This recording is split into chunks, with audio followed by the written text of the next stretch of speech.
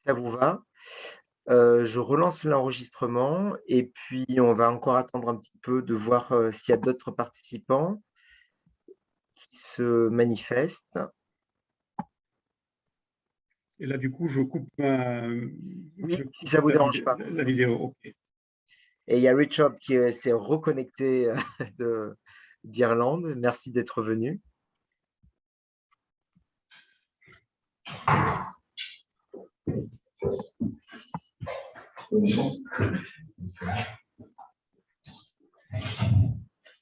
Vous m'entendez? Bien. Comment dire? Il y a un peu d'écho, mais D'accord, très bien. Merci à tous d'être restés pour cet après-midi. On avait décidé de faire une section plutôt orientée vers la Charpente Notre-Dame et tous les maquettes numériques qui ont été réalisées. Alors, Philippe Gallimard de l'Université de Bordeaux, précisément du laboratoire du deuxième, qui présentera, va nous faire une présentation de leur travail, eux, sur. Ils ont fait une maquette dans un lycée du bois à Feltin, voilà, et voilà, ils font des relevés mécaniques, mais je ne sais pas si Philippe, tu pourras aussi parler plus largement des maquettes qui ont été réalisées depuis le travail un petit peu de Guillaume qui n'a pas pu venir aujourd'hui. Voilà, du coup, merci Philippe. Merci, bonjour à tous. Donc, j'ai fait un titre un petit peu provocateur. On pourra en discuter à la fin. Donc là, l'objectif, c'est de présenter effectivement les travaux qui sont faits actuellement sur la charpente de Notre-Dame dans le cadre d'un travail de recherche financé par le CNRS, en collaboration d'ailleurs avec l'Université de Montréal. Alors, très rapidement, l'Institut de mécanique et d'ingénierie de Bordeaux, c'est une UMR CNRS, avec plusieurs tutelles, Arts et métiers ParisTech, Bordeaux INP. L'INRAE, on est regroupé depuis 10 ans. Un regroupement de laboratoires de mécanique de Bordeaux, on est aujourd'hui sur 2 sites. Ça représente 340 personnes, dont plus de 120 enseignants-chercheurs qui travaillent dans tous les domaines de la mécanique. Donc là, vous avez les différents départements, acoustique, physique des matériaux, mécanique des flux et des transferts, donc en particulier l'usinage, génie civil et environnemental, des structures et des matériaux naturels, donc initialement le regroupement de 2 laboratoires, un spécialisé plutôt dans le bois et l'autre dans les géosciences, durabilité des matériaux, et puis un autre département qui est sur l'approche globale de l'ingénierie mécanique et conception, travaille beaucoup sur les cycles de vie. Donc vraiment tous les aspects de la mécanique, depuis la biomécanique, travaille sur la tenue mécanique des comprimés, par exemple, ou sur le développement, l'impact mécanique des tumeurs du transfert dans le vivant, ou des pinces à l'huile de savon. Enfin, c'est vraiment très très large. Le département génie civil et environnemental, donc on est marqué par une amplitude d'échelle. On travaille depuis des larges échelles en géophysique jusqu'au centimètre, c'est-à-dire les couvertes de laboratoire. On travaille aussi bien en laboratoire que sur les sites. On a beaucoup d'interventions sur les sites, que ce soit en géosciences, mais aussi également en bâtiment. 3 groupes thématiques: fissuration, endommagement, durabilité, sol sous sol, et fiabilité et décision liées à l'estimation non destructive. Fissuration, endommagement, durabilité, donc c'est la caractérisation et la modélisation des comportements, des matériaux quasi fragiles, Ça peut être du béton, ça peut être du bois, ça peut être tous les matériaux quasi fragile et on est vraiment, c'est bien notre passé sur le bois, à tout ce qui est couplage thermomécanique pour l'endommagement des matériaux de construction. Spécialisé aussi sur le changement d'échelle, le bois est vraiment très concerné par ça. Le comportement mécanique du matériau bois à très petite échelle, ce n'est pas forcément celui d'une charpente. D'ailleurs, l'occasion de Notre-Dame a donné l'occasion d'avoir de nombreuses questions sur lesquelles les scientifiques donnaient des réponses diverses en fonction de l'échelle à laquelle ils travaillaient. Et puis les modèles mésoscopiques et les performances fonctionnelles. Vous voyez ici, par exemple, un essai de flambement d'un panneau de CLT. Donc, c'est une des échelles à laquelle on travaille, et je fais partie de ceux qui sont plus à l'échelle de composants structurels, ou du bâtiment.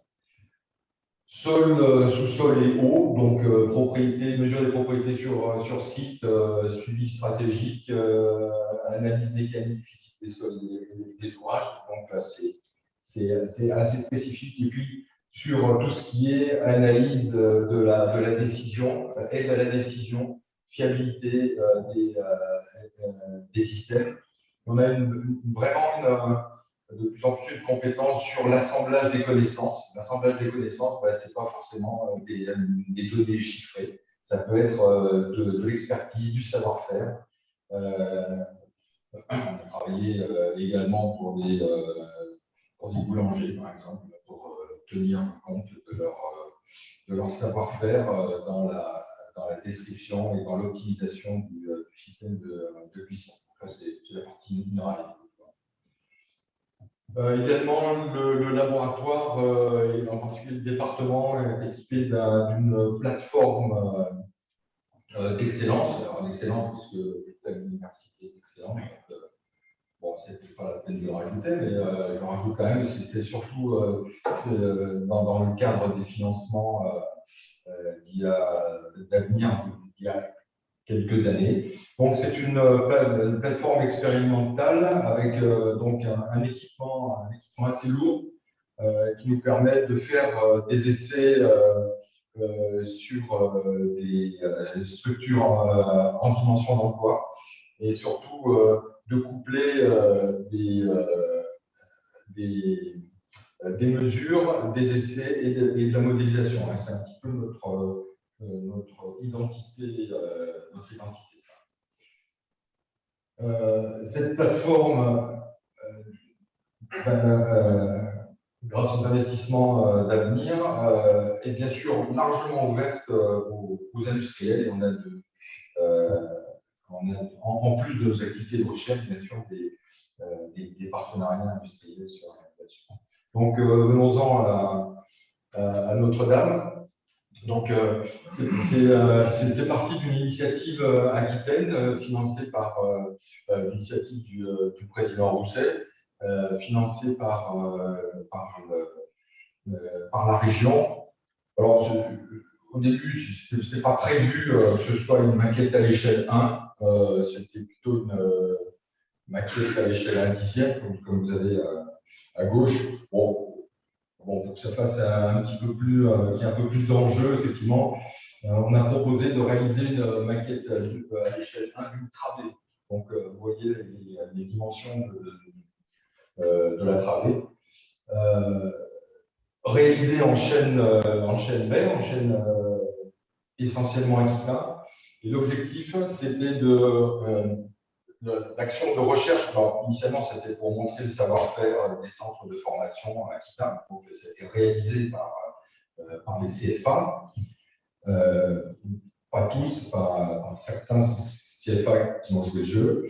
Et est venue se greffer l'action de recherche du suivi de la cinéticité des formations. L'objectif étant par l'instrumentation et la rétro-information, de pouvoir proposer un modèle mécanique. Donc ici, vous voyez différents matériaux qui ont été utilisés. C'est ce qui nous intéressait aussi. Du chêne vert, donc coupé, scié, taillé, mis en œuvre. Du chêne qui avait eu une aspersion pendant 2 ans.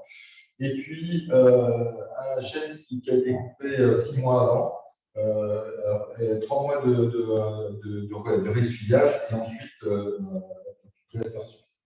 Donc, 3 qualités de chêne différentes. D'ailleurs, on le voit bien au niveau des couleurs. Hein, on a vraiment des couleurs différentes. Sur les chevrons, c'est du chêne qui a été aspergé pendant 2 ans. Et puis, l'autre, c'est du chêne. Les aspersions sur les grumes ou sur les grumes. Sur les grumes. C'est pour ça que j'ai mis le petit schéma là. Enfin, la petite photo, c'est de l'aspersion. C'est la Syrie de l'Or qui a fait ça dans un site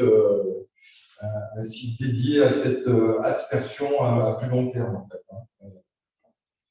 Et en termes de qualité de sciage, en termes d'ouvrabilité, après, on a des matériaux qui sont vraiment différents.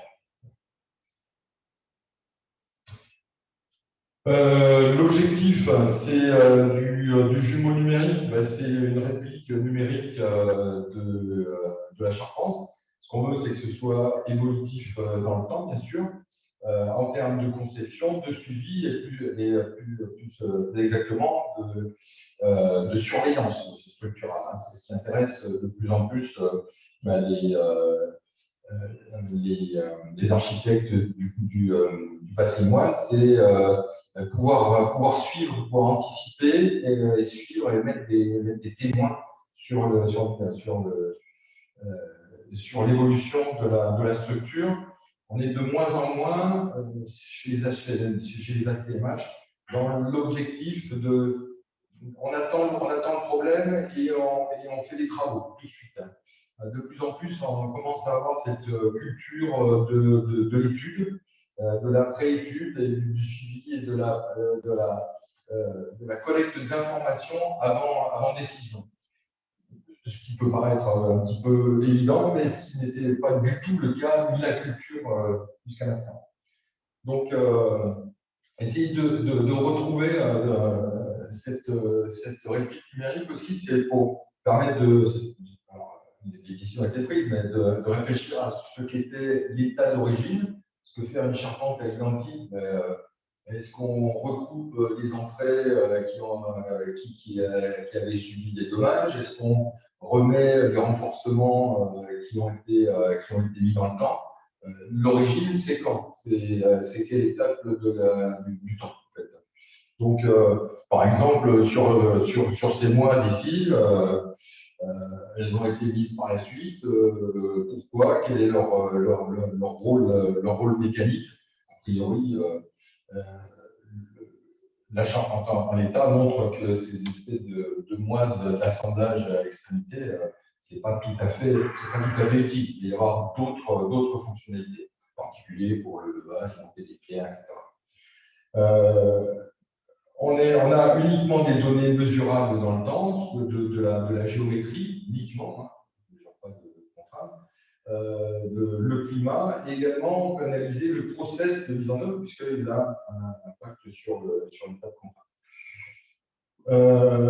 On est dans un système non normatif. Hein. Ça veut dire qu'aujourd'hui, sur la charpente de Notre-Dame, il n'y a pas de bureau de contrôle, par exemple. C'est assez étonnant, mais il y a peu de bureau de contrôle. Voilà. On va faire 100. On est sur un environnement normatif qui en plus, ne cadre pas. Donc, ça veut dire qu'on est partir des Eurocode 5, on va partir des classements du bois, et puis les adapter, ce qui a été fait d'ailleurs pour tout le bois qui a été déjà scié pour la flèche. Donc les normes, avec un peu plus de normes. Voilà.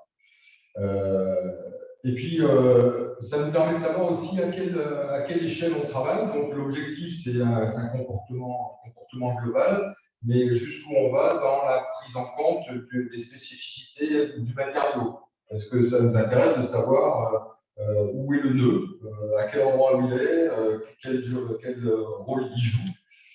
Par exemple, sur la précision du taillage, est-ce que ça a un impact sur le comportement global de la structure? Voilà, globalement, ben, en fait, c'est juste lié à un comportement global d'ensemble du matériau. C'est extrêmement important de savoir ça, puisque, est-ce que, par exemple, on posait la question, la maîtrise d'œuvre a posé la question, est-ce qu'on doit tenir compte des variations dimensionnelles longitudinales du bois, par exemple? Voilà. Est-ce que le fait de mettre en œuvre du bois vert, donc est-ce que ça va avoir un impact sur le comportement de la structure, sur sa sécurité, etc. Et combien va prendre en variation dimensionnelle?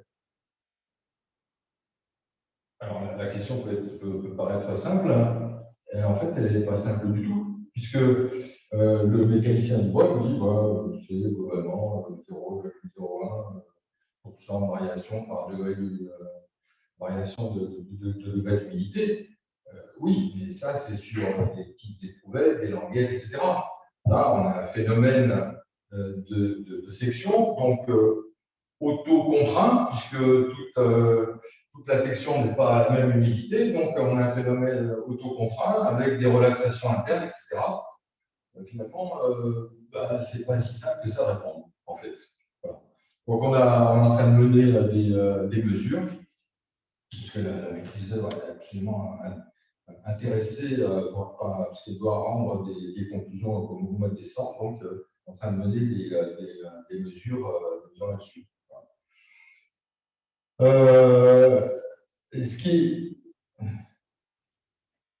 Alors, je voulais vous montrer aussi que le même type d'étude est mené sur les voûtes actuelles, parce que là, la charpente, on n'en a plus. Donc, du coup, on a juste ce qui a été mesuré et la projection qu'on va faire. Par contre, il se pose beaucoup plus de problèmes sur les voûtes. Donc, on est dans le même système où on part d'une donnée mécanique.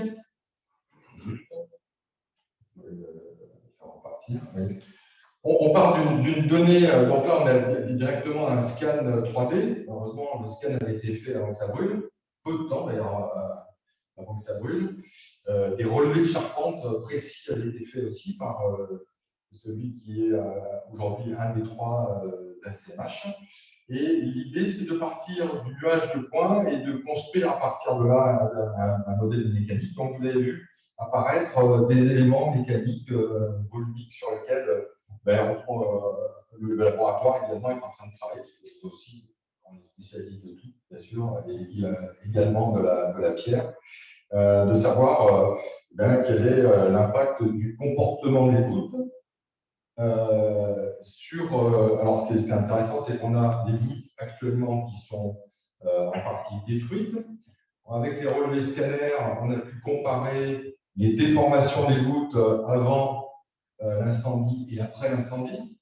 Est-ce que nos modèles mécaniques sont capables de représenter cet état de déformation? Parce qu'il y a des parties de voûtes qui se sont relevées, d'autres qui se sont écrasées. Donc, pouvoir établir un modèle prédictif du comportement de la voûte lorsqu'on va remettre une charpente dessus, etc. C'est important d'avoir un modèle adapté, et le fait de comparer avant-après et de pouvoir estimer si le modèle mécanique est capable de décrire l'évolution avant-après, c'est effectivement un calage important et essentiel. Sur cette structure, donc, on a fait on mesure des déplacements globaux, donc des capteurs de déplacement de l'entrée bas, ici, et également des capteurs de déplacement de la poutre de stabilité, parce que ce ce qui nous intéresse, c'est un petit peu le transfert de charge. Vous voyez, on a une travée avec deux poutres principales extrêmes et des chevrons formant ferme intérieure. Quel est le transfert de charge de l'un sur l'autre par l'intermédiaire de ces poutres de transfert que vous voyez ici. Donc, on ne sait pas trop quelle est la charge qui repart directement par le chevron formant ferme ou qui va sur la ferme principale. Donc, c'est un élément important, donc c'est ce qu'on a instrumenté.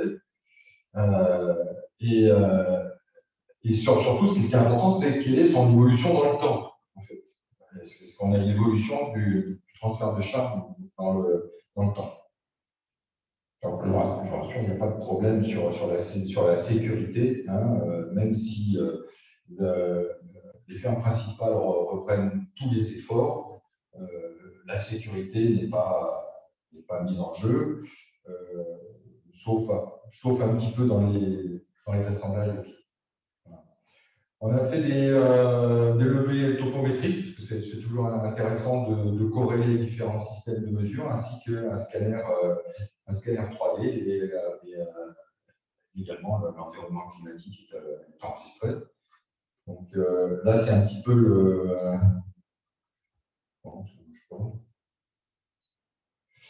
Donc là, c'est ce qu'on peut obtenir d'un scanner 3D aujourd'hui. Ces systèmes se sont vraiment démocratisés. Moi, le premier que j'ai utilisé, c'est il y a plus de 15 ans maintenant. Ce n'était pas le même prix et surtout, ce n'était pas le même système d'exploitation parce que derrière, on obtient des points, mais pour le convertir en système mécanique, ce n'est pas si simple que ça. Voilà. Des déplacements locaux, donc on mesure les glissements d'assemblage. Donc, vous voyez ici des petits capteurs assez rustiques d'ailleurs, c'est des capteurs à bas coût, tout ça, c'est rustique. Et là encore, si le coût du scanner a nettement diminué, le coût de la métrologie embarquée, quand même, ici, en 20 ans, ça a chuté de façon extraordinaire, je dirais, et que c'est à la portée maintenant de tout exploitant de bâtiments un petit peu complexes d'avoir de l'instrumentation mécanique ou autre, du suivi climatique à l'intérieur des forats, etc. C'est maintenant à la portée de tous. Et les capteurs hygrométriques qui, eux, sont mis en œuvre par l'Université de Limoges. Voilà. Globalement, ce qu'on peut dire en termes de déplacement, ça ne bouge pas trop. On a l'entrée fait 13 mètres. Aujourd'hui, on a une quinzaine de millimètres de raccourcissement. Hein. Ce qui n'est pas énorme, mais ce qui est un petit peu, on ne s'attendait pas à attendre quand même. Globalement, un système qui est assez bien contreventé, puisque l'inclinaison globale est d'une dizaine, une vingtaine de millimètres sur l'ensemble. Ça va être couplé à des mesures en laboratoire. Donc, comprendre le comportement des matériaux, ça c'est une chose. Et puis, il faut surtout comprendre, on s'aperçoit que ce genre de système est géré, enfin, le comportement est géré principalement par celui de l'assemblage. Donc, comment se comporte l'assemblage? Donc, c'est tout l'enjeu ici. Donc, on fait des essais à court terme. Donc, vous voyez ici un essai avec un tenon lisse, qui est vraisemblablement celui adapté, qui a été utilisé en pied de chevron. Ici, alors, on avait un indique sur place qui allait fouiller dans les décombres pour essayer de voir si nos hypothèses sur les assemblages étaient les bons. Aujourd'hui aussi, on a des systèmes de mesure avec ces mesures de champ de déplacement par caméra optique. Alors, ça existe quand même depuis pas mal d'années, hein, mais ça nous a permis quand même de bien évoluer en termes de métrologie et en termes d'identification de voies de comportement. Donc ça nous permet d'en déduire un modèle global pour le comportement d'assemblage. Donc c'est couplé à du local et l'idée c'est d'en déduire des voies de comportement globales sur l'assemblage. Donc, la maquette de charpente de Notre-Dame, c'est la construction d'un modèle de comportement mécanique par calage. Ce qu'on veut, c'est essayer d'avoir une idée, une calibration de la sécurité, puisqu'on est principalement hors norme, et réduire les incertitudes. Je parle également de suivi de maintenance, modification, et de SHM, c'est-à-dire le suivi de la santé structurale de l'ouvrage. Le transfert de charge, c'est ce qui nous. Je vous en ai parlé. Hein, quel est le système de transfert de charge sur les fermes principales et sur les appuis, sur les murs vitraux. Alors, c'est important puisque nos collègues de la pierre nous demandent qu'est-ce qui arrive actuellement pour un déficit de tenue. Hein, ils ont plutôt tendance, par endroit, la nef a plutôt tendance à revenir à l'intérieur. À d'autres endroits, les murs vitraux donc, partent à l'extérieur. Et en fait, ils ont besoin de savoir quels sont les efforts induits. Alors, bien sûr, c'est totalement en interaction. Hein. On a besoin de connaître, nous, les conditions d'appui. Hein. Donc, c'est la prochaine étape de discussion. Choix de l'original, projection, bien sûr, de changement climatique. La maîtrise d'ouvrage est très sensible à ça. Oui, si on reconstruit à l'identique, oui. Mais oui, dans le cas de sollicitation extrême, je crois que ça va avoir une mauvaise image. Si en cas de cyclone sur Paris, ça s'envole. Hein. Enfin, on n'est jamais à l'abri. J'ai bien entendu la cathédrale de Vienne brûlée, c'est quand même pas de chance. Hein, la sensibilité du modèle à la qualité du bois et la sensibilité du modèle au bois vert et au séchage. Voilà. Je voulais aller un petit peu plus loin sur le modèle et le jumeau numérique. Je voulais aller plus loin parce que maintenant on a quand même de plus en plus d'outils. La prochaine évolution de l'Eurocode 5 va quasiment obliger à utiliser de plus en plus d'outils numériques. On a également des systèmes d'inspection, d'introspection de la matière. Donc, on va vers tout numérique. Hein, on a besoin de gens formés. Hein, c'est l'université. Par contre, on s'aperçoit que on va pouvoir identifier assez facilement, hein, parce qu'on a des systèmes de tomographie. Donc, dès que la grume rentre, ça dans le nord, chez Pistos, dès que la grume rentre dans le parc à grume, elle est scannée dans tous les sens. Donc, on sait où sont les nœuds, etc. Et on sait comment va être le produit final. Si on sait comment est le produit final, c'est-à-dire où sont les nœuds, comment est la pente de fil, quelle est sa densité, etc., on peut très bien anticiper en disant cette pièce-là, ça va aller dans telle partie de la charpente, par exemple. Alors qu'actuellement, on est sur de l'adaptation de la matière à l'outil numérique. C'est-à-dire que la matière, elle s'adapte en fonction du classement.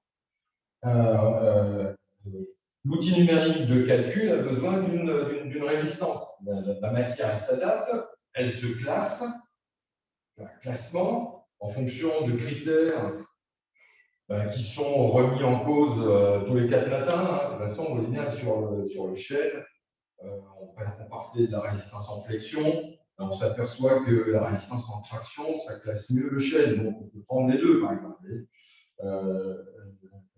Et donc, surtout, on se base sur les valeurs les plus faibles de toute cette population.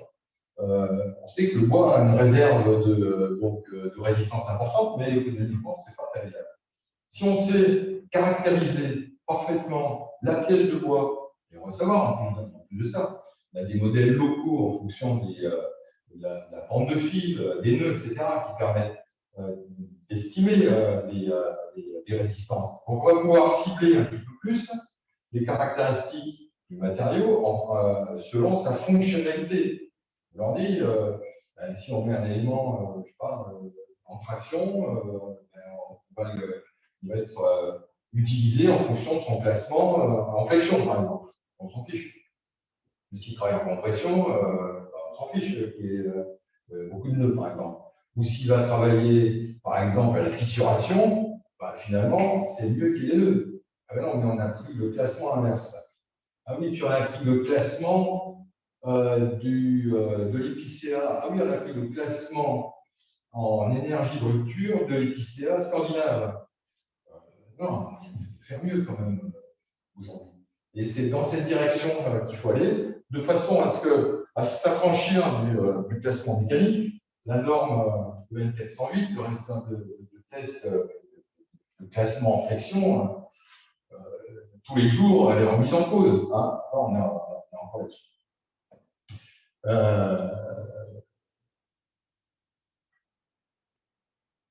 C'est tout ce que je voulais dire en fait. Voilà. C'est sympa ça.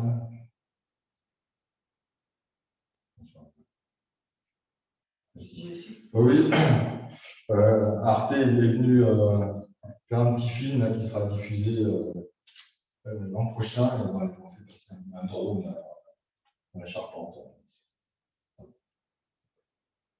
Mon collègue n'est pas tout à fait en position de sécurité. Mais enfin, voilà. Merci.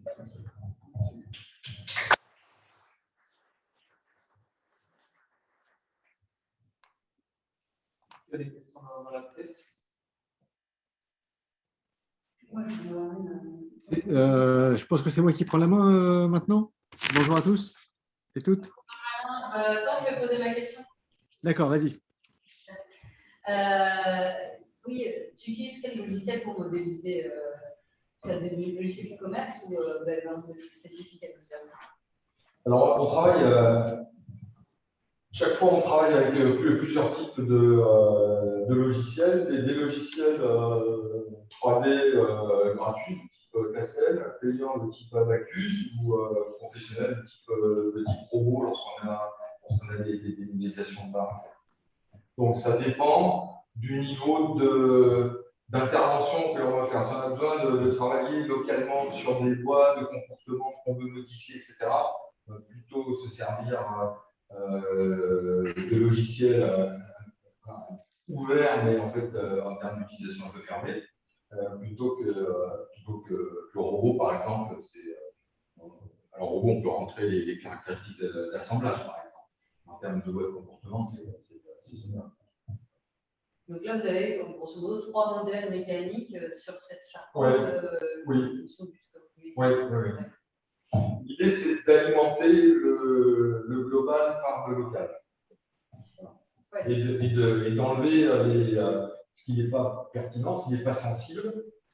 Par exemple, la mécanosorption est sensible, va avoir un impact sur le comportement global de la structure. Voilà. Non. Donc, on enlève. Par contre, on a des voies de comportement. Alors, localement sur la fissuration, oui, mais globalement, on a des voies de comportement matériaux qui sont extrêmement fouillées, mais il faut que ça remonte à une échelle supérieure, il faut que ce soit pertinent. J'ai une autre question par rapport à l'étude que vous avez fait sur Notre-Dame. Quel a été les faits les plus marquants que ce que vous avez pu relever dans le travail que vous avez fait sur enfin, il fait maintenant, je veux dire, par rapport là, ils ont un type d'assemblage qu'on n'avait pas eu, qu'on ne fait plus, qu'on nous fait. Alors, tenons lisse, ça se fait, ça se fait encore, oui, oui, oui, oui. Mais en fait, ce qui nous a surpris, alors moi, ce qui m'a surpris, c'est lorsque j'ai fait l'expertise j'ai participé à l'expertise du Beffroi Nord. Donc, je suis allé sur place, j'ai eu la chance d'aller sur place. Ce qui est très étonnant, c'est de voir localement des poutres de 40-40 brûlées sur une vingtaine sur une quarantaine de centimètres. Mais entièrement brûlées, c'est-à-dire que l'élément, il a fallu greffer. C'est assez étonnant, ce qui montre bien la puissance, l'intensité de l'incendie. C'était vraiment surprenant, avec des couleurs de plomb partout, bien sûr, mais c'est ce qui m'a vraiment surpris. Et puis aussi, lorsque notre collègue du LRMH a étudié dans les décombres pour trouver des traces justement sur les assemblages, c'était assez quelque chose d'intéressant.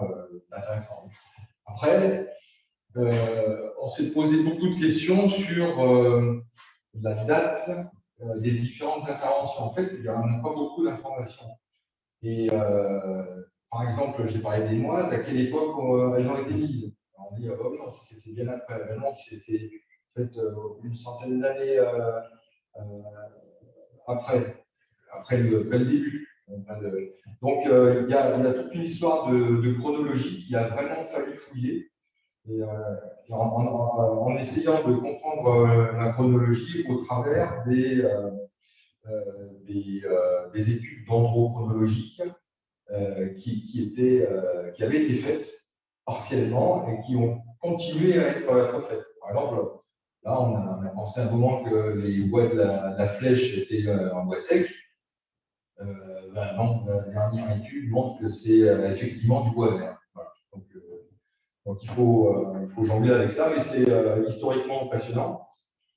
Par exemple, est-ce que les bois amenés étaient flottés, par exemple, avant l'arrivée?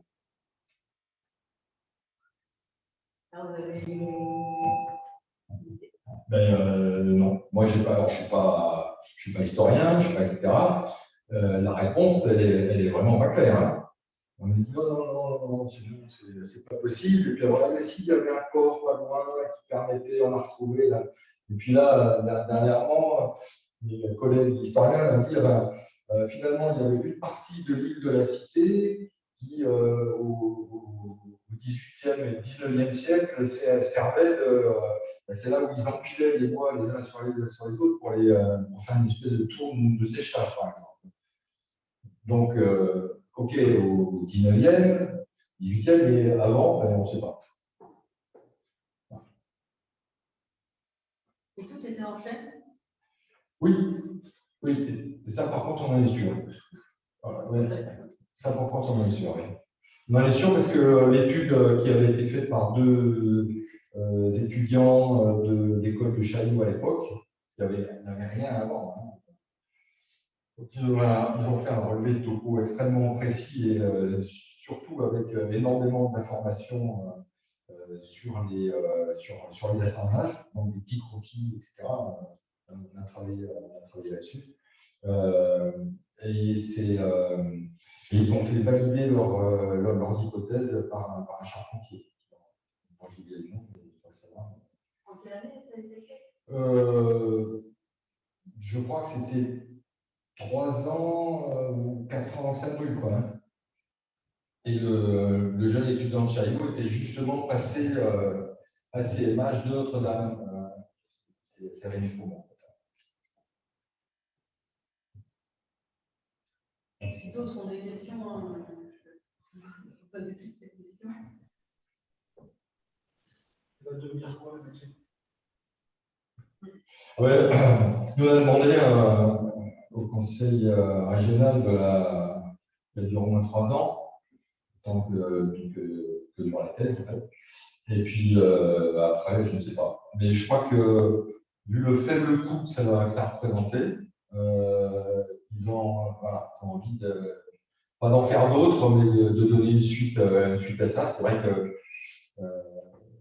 Capitain, ils ont déjà eu 2 fois ou 3 fois la télévision française, la BBC, machin. Là-dessus, qui va revenir.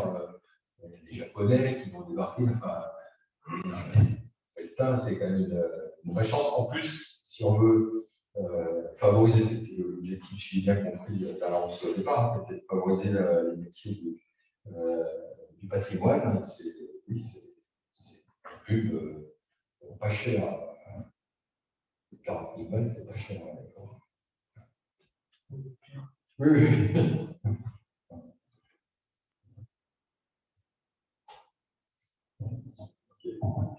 Benjamin, est-ce que vous avez des questions en ligne? Il n'y a pas de questions dans le chat.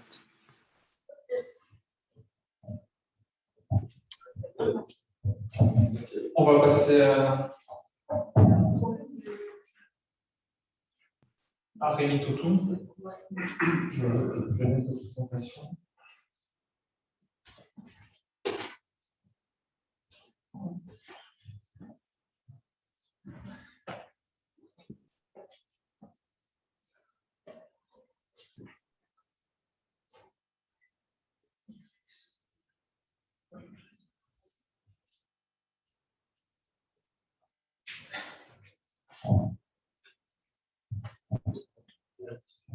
D'accord, Rémi.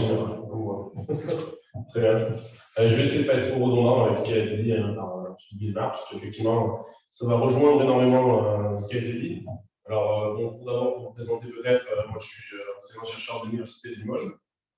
Alors, sur Égletons, c'est un petit village agricole en Corrèze, mais très axé génie civil. Génie civil, donc, où il y a un campus sur lequel on a des masters, une partie école d'ingénieurs, l'IUT, on a le laboratoire aussi GC2D, donc, voilà, et tout ça qui fournit sur le même site, avec donc des aspects, des thématiques qui sont plutôt bois, chaussée, diagnostic. Alors moi, j'ai travaillé plutôt sur la partie chaussée, donc je vais être assez transversal sur plein d'aspects concernant le bois, mais aujourd'hui, je me suis dédié, on va dire, sur des enseignements plutôt topographiques. Alors, ce que je vous propose aujourd'hui, c'est de faire un petit panel des différentes méthodologies de captation 3D que je connais et que j'utilise dans ce laboratoire-là pour plein d'aspects, justement, puisque je suis devenu assez transversal dans toutes ces 3 thématiques, en tout cas sur les Égletons. Et je suis également aussi directeur d'une PFT, alors c'est vraiment pour en discuter aussi, mais si jamais il y a des fois des questions, et puis c'était pour évoquer le partenariat avec la profession qu'on fait, avec donc, les professionnels sur notre site. L'idée, c'est d'utiliser les ressources que l'on a sur notre site en termes de ressources laboratoires, même d'appareils, hein, et de fonctionner sur la base de projets étudiants systématiquement et de travailler avec les entreprises dans cette idée-là. Donc moi, ce que je voulais discuter avec vous aujourd'hui, c'était surtout de voir dans un premier temps pourquoi on recherche la 3D. Avant de parler des outils, je voulais qu'on y réfléchisse. On a vu pas mal de choses. Hein. Et tout à l'heure, on a vu également le DO d'un ouvrage. Et on a parlé un peu de DO, donc ça j'y reviendrai. Mais c'est vrai qu'il y a plusieurs objectifs en réalité de capter cette 3D. Donc là, j'ai fait un petit panel, vous voyez, un peu d'éléments. J'ai mis l'esthétisme. Bon, là, c'est vraiment le premier que j'ai mis, mais c'est souvent ce qui suscite l'intérêt, on va dire, de plein de gens, en fait, hein, de plein de collectivités, notamment avec qui on travaille et autres. Et c'est vrai que c'est ce qui est accrocheur aujourd'hui. C'est pour ça que je l'ai quand même laissé. Mais on va dire de manière un peu plus sérieuse, on va en avoir besoin pour la rénovation, pour avoir un état de ce qui est construit. Faire de la caractérisation géométrique, obtenir le grand nombre d'informations que l'on peut avoir assez rapidement, on va dire, mesurer des déformations aussi, dans le temps, pour avoir un suivi d'ouvrage, donc voilà un peu les différents éléments, quantifier, faire des recalculs, comme on a pu voir avec mon collègue de Bordeaux. Voilà, avoir des mécaniques fidèles exactes. Je vais plutôt utiliser le terme d'exactitude. Hein. Ça, c'est une déformation métrologique. Et puis après, donc, savoir quelles sont les différentes méthodologies adaptées, hein, et surtout les possibilités, les besoins, les contraintes qu'on va avoir. C'est vraiment rentrer dans les différents appareils qui permettent d'utiliser, qui sont plus ou moins chers, plus ou moins pratiques, plus ou moins faciles d'accès. Savoir, il y a vraiment des questions à se poser dans un premier temps. Est-ce qu'on maîtrise l'environnement, est-ce que c'est un environnement de situ, en laboratoire, ou en industriel? Est-ce que c'est quelque chose qu'on peut avoir de manière terrestre, où il faut vraiment avoir des zones masquées et puis aller chercher l'information aussi en aérien?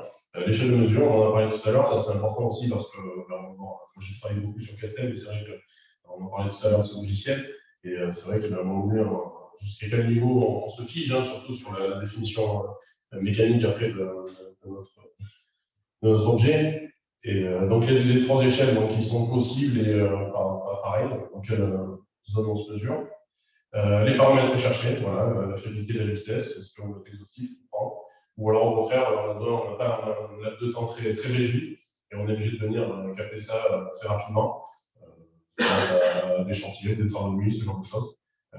Donc voilà, donc ça fait partie des diverses méthodos que je mets en place dans un premier temps pour essayer de comprendre quels sont les meilleurs moyens. Alors, je vais assez vite, excusez-moi, mais j'ai fait un petit état de l'art de ce que j'utilise. Un petit état de l'art de ce que j'utilise. Et ce qui existe, et puis il y en a sûrement d'autres, c'est pas exhaustif. L'analyse qui en est fait en dessous, là, c'est vraiment, je me suis mis pour discuter parce qu'il y a vraiment plein d'aspects subjectifs là-dedans. Mais bon, l'enseignement que j'ai de la topographie, on a pu tout à l'heure voir sur la vidéo de Notre-Dame, c'était une station Total qui était en place. Alors, station Total ou multistation, la différence entre les deux, ça va être la capacité à venir multistation scanner des petites zones de détail avec des degrés de précision supplémentaires. Voilà. Et puis, j'ai quand même tenu à mettre aussi le côté petit matériel, ce qui existe aujourd'hui, ce qui peut permettre de faire du relevé, à moindre coût. Vous avez donc la technologie de scanner. On a pu voir un exemple tout à l'heure de nuage de points obtenu avec un scan. Donc ça, c'est plutôt laser, on va dire. On a de la photogrammétrie, alors soit aérienne, soit terrestre, qui peut servir à reconstruire aussi, d'avoir du nuage de points. Ça, bien sûr, l'objectif, c'est d'avoir un nuage de points, dans le premier temps. Je parle de nuage de points, on verra après les étapes aussi qui permettent d'arriver au résultat.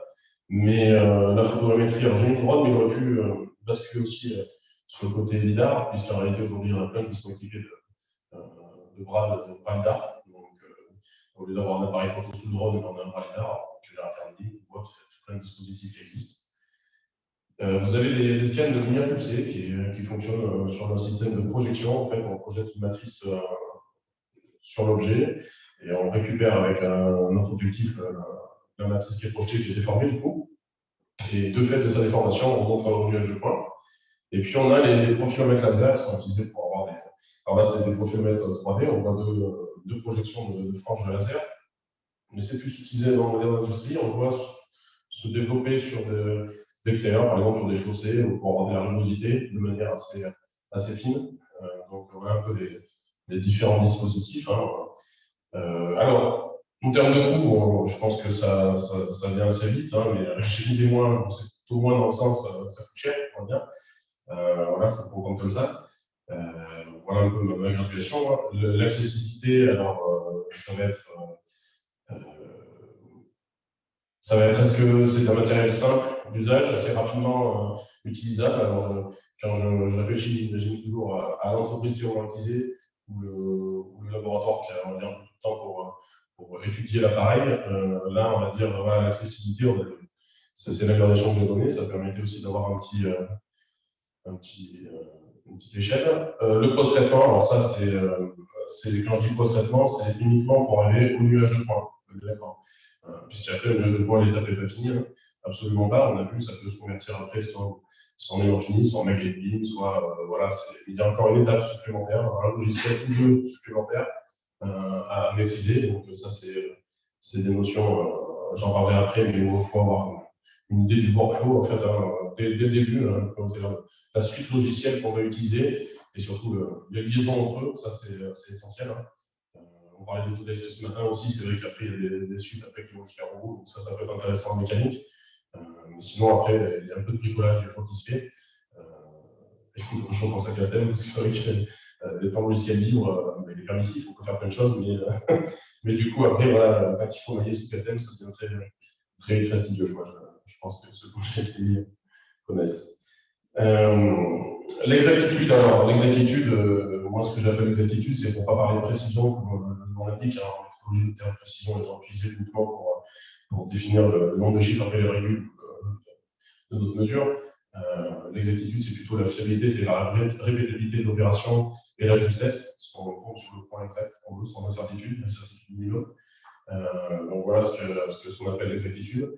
J'ai une idée plus sur les machines, donc la sollicitation totale, la TS15, de chez les cas. Bon, je ne fais pas de pub pour les marques, hein, c'est celle que je connais, c'est pour Syngénie, et il existe bien sûr l'équivalent dans les scanners, de station totale, des marques type Faro, type Trimble, il y a d'autres marques évidemment. Mais cette station totale que je connais, là, qui est sur la gauche, là, ça va être une précision à 1 seconde d'arc. Hein. Donc 1 seconde d'arc, c'est 1,36 centième de degré. Donc voilà la précision angulaire de la machine. Sachant que le scan laser qui est à côté, lui, il est plutôt à 8 secondes d'arc sur ces deux directions. Et c'est un des plus précis. Celui-là permet de faire aussi donc de scanner soit à 360 degrés, mais on peut aussi venir fenêtrer et avoir des résolutions de 0,8 mm à 10 mètres, c'est la plus fine, de 0,8 mm à 10 mètres, sachant que la plus forte est à 5 cm à 10 mètres. Ça a un impact sur le temps d'acquisition, bien évidemment. Hein. Plus on va chercher une résolution fine, plus ça mettra de temps. Donc, pour info, un scan à 360 degrés, si on scanne tout l'environnement à 0,8 mm à 10 mètres, c'est 1h30 à peu près. 1h30 sans photo. C'est-à-dire qu'après, il y a une possibilité aussi de venir prendre des photos pour avoir de la couleur, comme on a vu sur le nuage de point. Là, c'est du laser dans un premier temps, donc ça va uniquement chercher l'information dimensionnelle. Et dans un second temps, ça va utiliser la photo qui va venir coloriser ce nuage de point. Et du coup, en prenant des photos HDR, voilà, donc ça rajoute toujours une dimension supplémentaire. L'idée avec ce matériel, c'est qu'on peut aussi venir fenêtrer, comme je vous dis, et puis surtout avoir l'information sur une zone d'intérêt. Je pense à l'assemblage, je pense à une charpente pour vraiment cette zone-là un peu sensible. Voilà, quantité d'informations, alors ça, c'est pas négligeable. Le moins qui est marqué n'est pas forcément le moins en réalité, parce qu'aujourd'hui, une problématique, c'est cette quantité d'informations qu'il faut apprendre à traiter, apprendre à stocker, utiliser aussi. Est-ce qu'on a besoin de toute cette information-là aussi? Ça, c'est essentiel. Qu'est-ce qu'on veut faire derrière? Voilà, dans la recherche de notre captation. Qu'est-ce qu'on va venir rechercher? Surtout, ça, c'est essentiel. Donc, on a plutôt tendance d'ailleurs, quand on utilise un scan laser, à limiter ça, parce qu'on va stocker des données inutiles. On parlait un petit peu sur l'idée aussi. Alors, transportabilité, le terme est mal choisi. Je n'ai pas trouvé le meilleur terme, je suis désolé. C'est surtout pour exprimer le fait que est-ce que l'appareil, on peut l'utiliser aussi bien en laboratoire que de manière in situ, voilà, sur des aspects. Voilà ce que je voulais entendre. On a un mois qu'il y a des choses qui sont des appareils qui sont, on va dire, un peu plus utilisés pour des applications en laboratoire. Voilà. Voilà pour cet aspect-là. Et puis, bien sûr, donc, l'idée que j'expliquais tout à l'heure, c'était de parler du workflow qui est derrière, parce que derrière, forcément, qu'est-ce qu'on en fait de ce nuage de points? Est-ce qu'il va déjà suffire? La première chose, est-ce qu'il va suffire ce nuage de points? Est-ce qu'avec un seul appareil, ça va suffire? Donc, moi, je pense qu'aujourd'hui, il faut travailler sur des couplages d'appareils. On a vu tout à l'heure une cascade avec des mesures de déformation, des capteurs de déformation. Moi, je vais proposer aussi, aujourd'hui, on travaille sur ça, de coupler du scan avec la photogrammétrie aérienne, terrestre, pour divers aspects, par rapport aux échelles aussi. En scan, on va rester sur une échelle plutôt mésoscopique, on va aller jusqu'au peut-être millimètre de millimètre. Lorsqu'on va vouloir aller regarder dans une fissure, ça va être un peu plus compliqué avec le scan, donc on va peut-être faire un couplet avec de la photogrammétrie, sur les travaux qu'on est en train de mener, selon la précision recherchée, je marquais. Selon la digitalisation, alors on imagine un scan d'un bâtiment en rénovation. Derrière, l'objectif, c'est de passer sur, par exemple, le logiciel Revit pour opacité ou un autre, peu importe, pour transformer en maquette BIM. C'est-à-dire qu'il y a une étape de travail où on va se servir du scan en masque dessous et puis on va venir redessiner l'ouvrage dessus.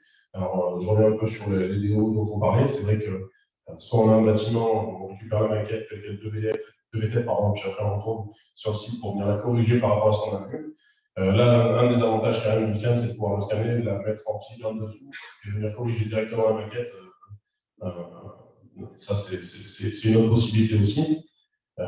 Effectivement, il y a une réflexion sur les workflows, j'en ai parlé tout à l'heure. Alors là, j'ai laissé trop Charlotte. Je vais vous présenter après donc, deux projets qu'on est en train de suivre, hein, mais effectivement, ça peut servir aussi à suivre de l'évolution des ordres, de faire du comparatif sur des ouvrages d'art, sur des ouvrages, par exemple, on a des murs de soutènement on observe tous les ans des déplacements et on va venir scanner régulièrement et comparer et suivre des évolutions de déformation. Et comme on en parlait tout à l'heure, faire du calcul direct en inverse. Donc par rapport à la géométrie réelle, alors est-ce que ça va enrichir votre modèle d'avoir la géométrie réelle par exemple, il y a un passage, on va dire, là, parce que jusqu'à présent, on va avoir un nuage de points qui va être, moi, ce que j'appelle, alors je ne sais pas si c'est un bon terme, mais du 3D surfacique. Disons que ça, moi, ça me parle. De dire qu'on arrive à capter le 3D, on n'est pas à l'intérieur. Tout à l'heure, on a entendu la tomographie, on a entendu d'autres choses. On travaille aussi sur l'ultrason, aussi, il y a d'autres méthodes qui permettent d'émission acoustique, qui permettent d'avoir des éléments à l'intérieur de la pièce. Mais la difficulté vraiment, c'est de reconvertir, notamment pour le poids d'autant plus, si je veux dire, avec l'hétérogénéité qu'on a sur ce matériau, des nœuds, des fissures. Voilà, si on veut essayer de redéfinir la pièce telle qu'elle est et comprendre son comportement mécanique, jusqu'à quel niveau, quel degré on va descendre. Je ne l'ai pas dit, mais on a aussi, il existe aussi des microscopes qui permettent de faire de la photogrammétrie. On peut descendre jusqu'à l'échelle de la fibre de bois et puis reconstituer en 3D si on étudie un peu plus sa mécanique. Voilà.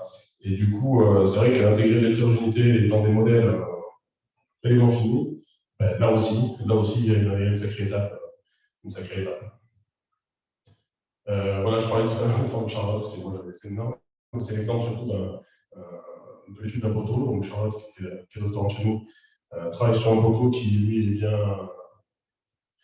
bien endommagé, si je puis dire. C'est un poteau qui a subi le séchage des variations climatiques, et donc il y a eu une torsion sur sa hauteur longitudinale.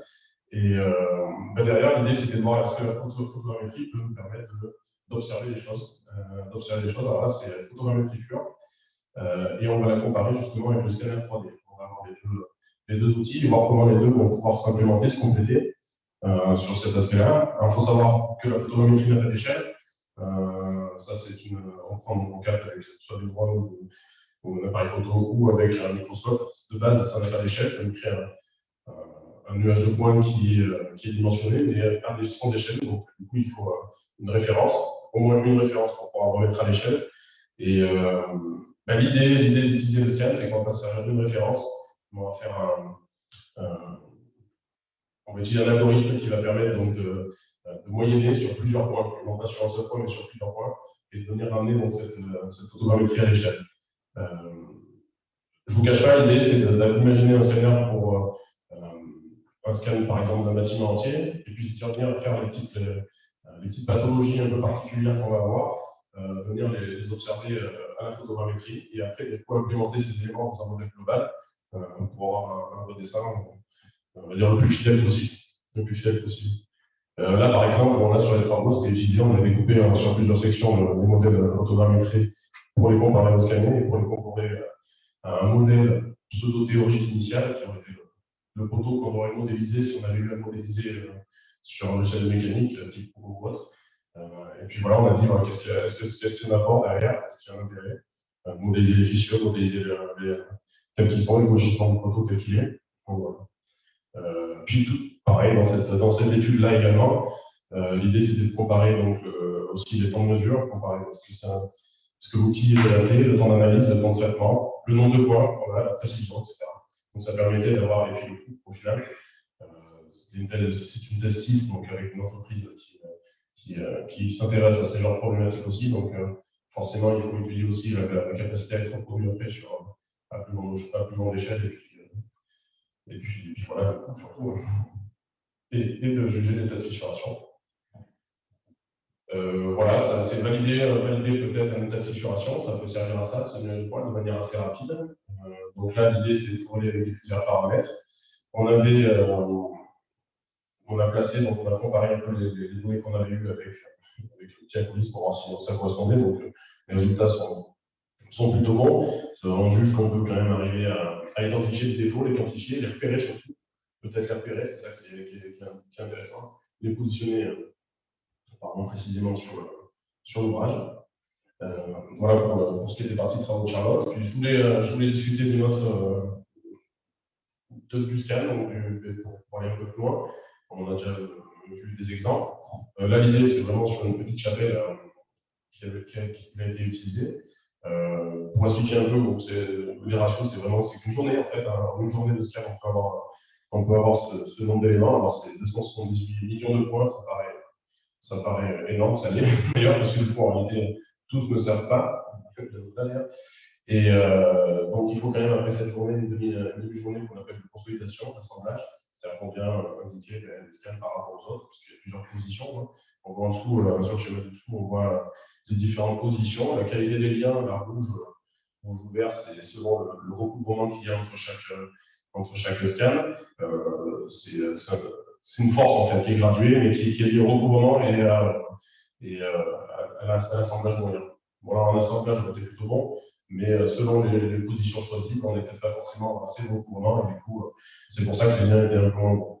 Et quand je dis pas assez de recouvrement, si on a 10% d'un nuage de points à 70 000 points, ça fait beaucoup de points quand même commun quand même. Donc voilà, c'était pour en discuter. Sur la technique qui a été utilisée, donc pour avoir le maximum de recouvrement, il y a toujours un scan à 360 qui est fait, histoire d'avoir des éléments extérieurs aussi. C'est le cas aussi pour la photogrammétrie, pour la reconstitution. On a besoin aussi d'avoir des éléments qui sont trop, même si on ne s'en sert pas dans un second temps, mais ça sert énormément pour faire la consolidation. Et là, sur le coup, là, ça nous a permis d'avoir des informations quantitatives, hein, des sections de charpente assez rapidement. C'est qu'en une journée, on avait tous les relevés. Ça nous permettait en poste de traitement de pouvoir dire tiens, telle section, si on doit redimensionner, plutôt passer plusieurs journées avec un mètre et un profit sur le terrain. Là, c'était assez rapide. Là, l'idée, c'est de s'abstenir. J'ai fait un petit rond là. C'est vrai qu'il y a une zone qu'on n'a pas eue. Alors, il faut savoir qu'en scan terrestre, tout a été eu au scan terrestre, hein, même on va dire, la girouette a été obtenue au scan terrestre, c'est-à-dire que du sol. Tout ce que vous voyez, a priori, le scan le voit aussi et peut le quantifier. C'est-à-dire que même avec un scan au sol, on arrive à avoir un bâtiment presque avec la charpente, la toiture et autres. Il y a quand même une zone où on n'a pas pu atteindre, donc là, ça pourrait être aussi de venir équilibrant et venir compléter ce nuage de points, histoire d'avoir l'information. Et voilà, de venir après revenir dans un second temps, dans le même jour, pourquoi pas, étudier les pathologies qu'on aurait sur cet ouvrage avec de la photographie terrestre et l'objectif derrière étant bien sûr une digitalisation de cet ouvrage.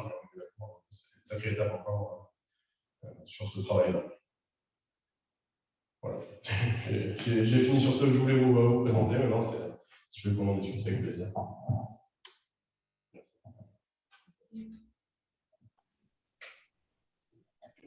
Est-ce qu'il y a des questions?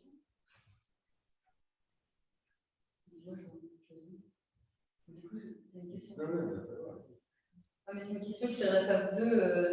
C'est pour revenir à Notre-Dame. Est-ce que vous savez quelle technologie a été utilisée pour les relevés dans Notre-Dame? Que ce soit sur compte ou même conciliationnel, etc. Vous avez été parti un petit peu aussi. Peut-être alors, peut-être je réponds. Avant l'incendie ou après? Avant. Non, je crois que c'est un pharo, pareil. C'est un pharo. Moi, j'ai vu la forêt scanner avec un pharo, effectivement, un scan laser terrestre. Ouais. Il y avait la photo de prise qui ont été plus coupées. Du coup, alors ça, c'est un truc qu'on m'avait déjà demandé, justement. On m'a dit, oui, mais moi, j'ai des photos d'un bâtiment que j'ai pris dans la carte, c'est ce qu'on peut pas l'utiliser pour faire la photogrammétrie. Il faut savoir comment, quand même, la photogrammétrie, ça demande, c'est pas uniquement 2-3 photos d'ouvrage qui permettent d'obtenir un nuage de points, ça nécessite une certaine méthode sur le terrain, un recouvrement à peu près de 80% par photo, entre chaque photo, et donc un nombre de photos assez intéressant, pas flou, il y a tout un tas de paramètres photographiques aussi qu'il faut maîtriser pour que ça converge entre les algorithmes de photographie. Alors, par contre, effectivement, c'est ce qui a été fait sur Notre-Dame, c'est à partir donc, du nuage de points, il y a énormément de photos qui a été prises, et en fonction de la direction, de l'angle de la focale, etc., ils ont effectivement réussi à reconstruire à partir des photos le 3D sur le descendage. Ça dépend des photos. Il en faut au moins 2. C'est minimum. C'est minimum. Et après, c'est vrai qu'on peut faire ce travail de fond. Mais c'est un gros travail de pointe, hein, parce que c'est. Si c'est fait avant, si c'est en amont, c'est fait dans les bonnes conditions pour les clients, on perd du temps. Mais j'ai déjà vu, oui, on a déjà fait quelqu'un qui n'avait pas de compétences de pouvoir maîtriser des consultants, qui a déjà entendu parler de ça, il avait vu ce que je faisais. Et il m'avait envoyé des photos, il était photos d'un peu. Bon. Il était sur un rez-de-chaussée et il est un peu particulier dans un pays. Il m'avait envoyé des photos d'un peu qu'il avait fait lui-même.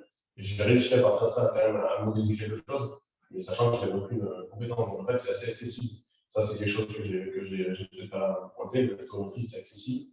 Par contre, dès qu'on veut la lancer et avancer plus loin, là, tout de suite, on se voit un tas de choses qu'on fait. Moi, je connais pas bien la technologie, mais si je veux faire sur un bâtiment et que je me dis, on va faire une réno, donc je vais utiliser le scanner. Parce qu'aujourd'hui, le scanner n'est pas accessible à tout qui quasiment. Enfin, n'importe qui. 60 000 €. Enfin, Ah, mais une fois qu'on a la techno et de le récupérer. Alors, par contre, ça, c'est le bon avantage. Le scanner, c'est on le fait, on rentre, on décharge. Il n'y a pas de post-traitement, il y a pas de. Une fois qu'on a compris, il faut les 10-20 minutes, on va dire, pour comprendre comment il marche. Une fois qu'on a compris qu'on a testé 3 fois, effectivement, c'est très accessible. Et contrairement à la photographie, ce n'est pas non plus accessible. Aujourd'hui, il y a tout un tas de logiciels gratuits, payants aussi qui existent pour faire ça et qui le traitent. Il y a aujourd'hui des applications téléphone qui permettent en faisant la vidéo, on arrive à avoir. On a beaucoup aussi d'étudiants qui travaillent dans le milieu des chaussées et aujourd'hui des problématiques de réseau. Donc il y a beaucoup de chefs de chantier maintenant qui font du relevé avant de remblayer leur chaussée, qui font du relevé avec leur téléphone pour avoir la position exacte des tuyaux. C'est pour enrichir les documents après des exploitants. Et donc en fait, en réalité, tout dépend de ce qu'on veut et ce qu'on cherche. Voilà. Dans une prime, on a acheté un logiciel un peu plus accessible pour avoir des logs, pour savoir ce qu'on fait, savoir ce qu'on maîtrise, et quand on cherche un peu de la fine exactitude, c'est vrai qu'il y a une étape, il y a une marche à passer. On arrive très vite à avoir sa maison. Sa maison, on va prendre 10 photos, on va tourner, on va voir sa maison en 3D. Ça va être très très rapide. Voilà. Et les logiciels en plus sont très intuitifs. Quand je jette les photos dedans, on appuie sur le bouton qui s'appelle traitement général. Et derrière, une fois que c'est fait, on a un modèle 3D. Limite, on a maillé en plus, des fois, avec les défauts qu'il y aura aussi. Sauf que avec les imprécisions qu'il y aura. Donc voilà, sauf que dès qu'on veut franchir une marche, on se rend compte que dès qu'on veut franchir une marche et récupérer l'information exploitable, là, ça devient tout.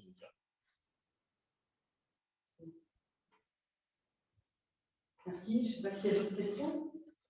En ligne, est-ce qu'il y a des questions? Benjamin? Alors, il y avait une question de Richard Sikema dans le chat, mais c'est une question plus large à propos des bois utilisés pour la restauration de la cathédrale Notre-Dame. Richard voulait savoir si vous saviez quel était l'âge des arbres, des chênes qui étaient réutilisés, leur diamètre, les régions d'où ils pouvaient venir. Parce que voilà, sa question de fond, lui, c'est aussi de voir quels étaient les arbres les plus adaptés pour la construction des maisons d'habitation. Voilà. Alors,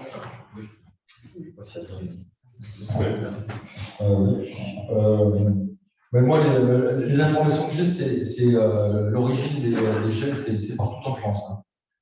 C'est partout en France. Il n'y a pas de région. Peut-être des régions privilégiées, mais en tout cas, sur l'origine, c'est clair. Après, ce qui a été coupé principalement en amont, c'est les fortes sections. Puisque sur la flèche, on a des sections de 40-40 avec des longueurs si ma mémoire est bonne, de 20 mètres. Donc, voilà, et en bois de bras. Voilà, donc ça vient forcément avec le cœur au milieu. Donc, comme c'est principalement des fortes sections, après, là, j'ai en relation.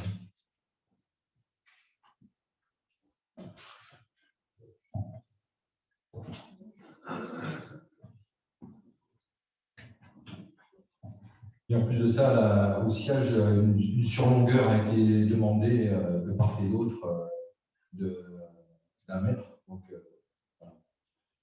train de réfléchir à savoir ce qu'on pourrait faire sur longueur. C'est chaud, je sais. Comment? Non, c'est pour le. On ne s'est pas trompé à ce point-là.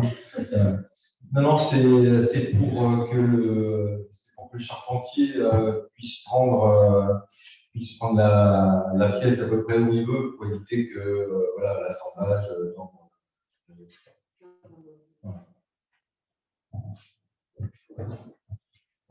Merci Rémi, merci Philippe pour ces interventions scientifiques. On va bientôt clore la journée. Et on va débuter par une petite restitution de l'atelier qui s'est déroulée de 11h à 12h30, donc qui était surtout en présentiel. David, tu nous diras si toi tu as eu des retours particuliers en ligne.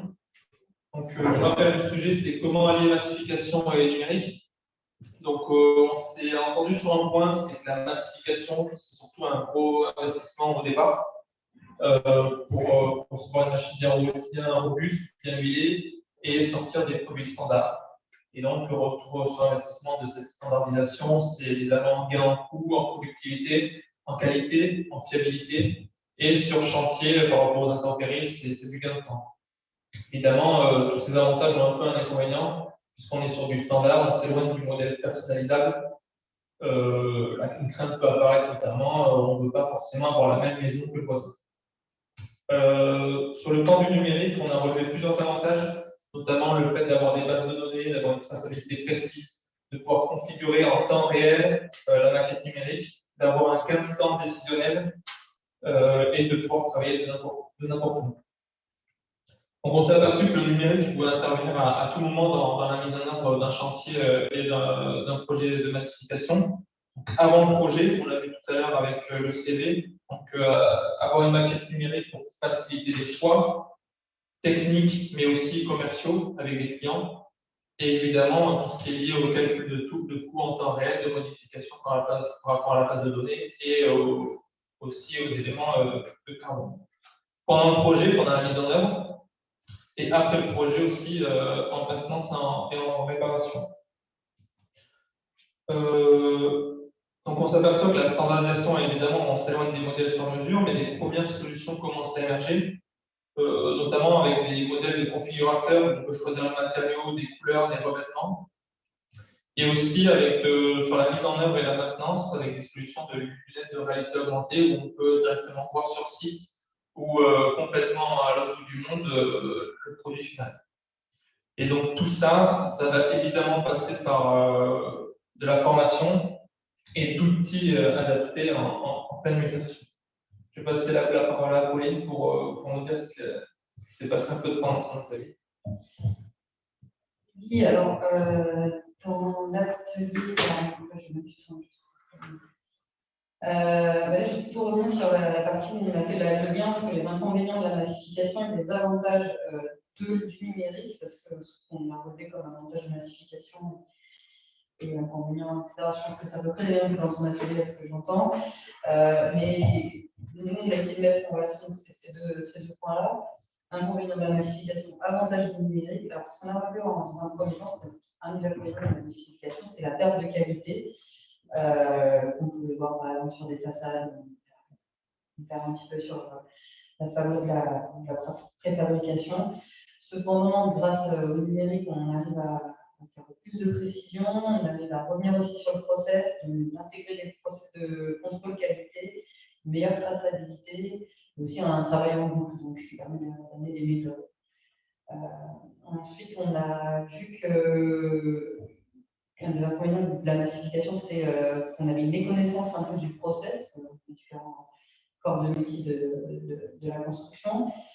Cependant, l'avantage du numérique, c'est qu'on a un travail collaboratif. Du coup, on peut aussi trouver un apprentissage commun au fur et à mesure du chantier, en utilisant les plans des autres et en apprenant un petit peu comme ça sur le fait qu'on partage tous les documents.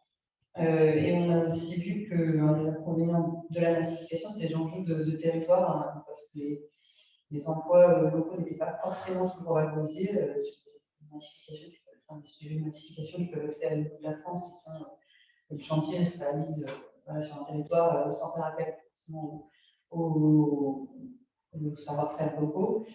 Cependant, la numérique, ça permet aussi de décloisonner géographiquement les savoir-faire. On n'est pas toujours obligé d'être dans la Silicon Valley pour faire du numérique. On n'est pas toujours obligé d'avoir. On peut aller chercher des gens un petit peu à l'extérieur, dans d'autres pays, facilement, parce qu'on a cet avantage d'accessibilité géographique du numérique, en tout cas, permet de décloisonner les savoir-faire, géographiquement, les savoir-faire. Et enfin, on a conclu que finalement, peut-être que les usines éphémères étaient une des solutions numériques, dans le sens où